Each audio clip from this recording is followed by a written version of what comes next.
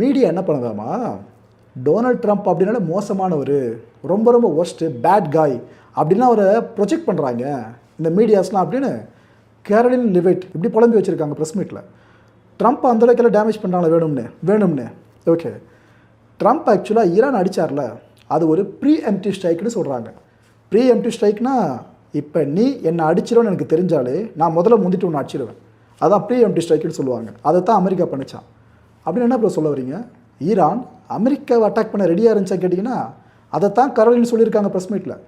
Iran ரெடியாக இருந்தாங்க அமெரிக்காவை அடிக்கணும் அப்படின்ட்டு. அமெரிக்கா பேச சொல்லுங்கள், அமெரிக்காவே அடிக்கணும்னு ரெடியாக இருந்தாங்களாம். இது எங்களுக்கு தெரிய வரவே தான் நாங்கள் முந்திட்டு ஈரான் அடிச்சிட்டோம் அப்படின்ட்டு அவங்க சொல்கிறாங்க.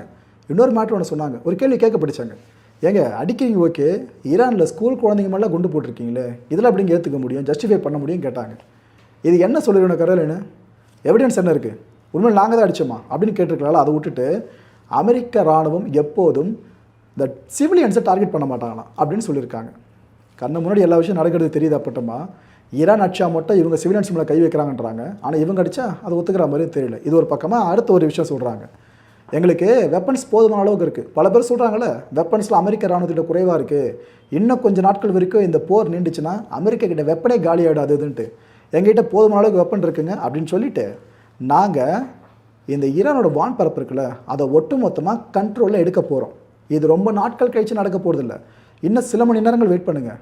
எங்கள் விமானப்படங்க அப்படி அடிச்சுக்கிட்டு இருக்காங்க ஈரானில், கொஞ்ச நேரத்தில் நாங்கள் அந்த ஈரான் வான்பரப்பு ஒட்டு மொத்தமாக நாங்கள் பிடிச்சிருவோம், அதுக்கப்புறம் நாங்கள் சொல்கிறதான்ற மாதிரி கரோலின் பேசி வச்சுருக்காங்க.